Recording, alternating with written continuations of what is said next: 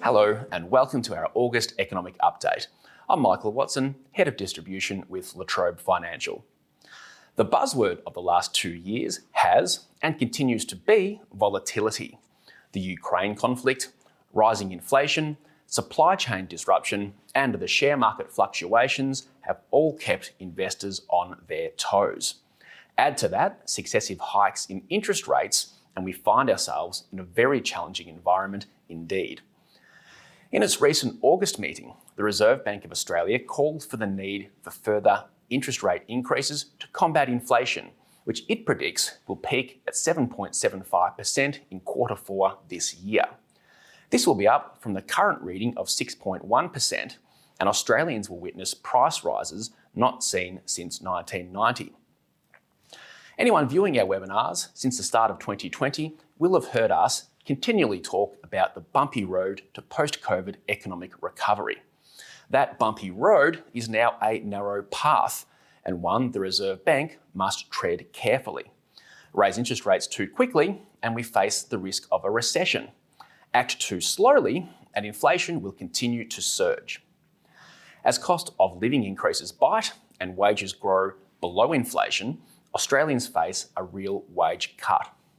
In Treasurer Chalmers' own words, it is a choice between the lesser of two evils.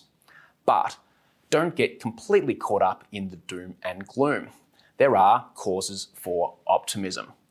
Oil prices, a key driver of recent inflation, are falling, with Brent crude falling from a peak of $123.48 in March to now back under $100 per barrel.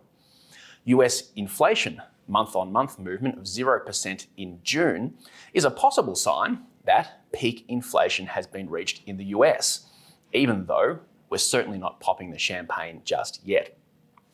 Locally, it's still widely forecast that our economy will continue to grow through 2022 and into the coming years. It is likely that updated budget figures in October will show an improved deficit position thanks to strong tax receipts and balance of trade figures. Strong employment numbers continue to buoy household wealth and offer protection against economic volatility. House price forecasts remain resilient to additional shocks. While still forecast to fall by around 15% from peak, no matter how much bad news hits the press, house prices are still not anticipated to fall materially beyond that range. So, while the road ahead will undoubtedly be bumpy, and that buzzword of volatility will continue to abound, there is a path forward.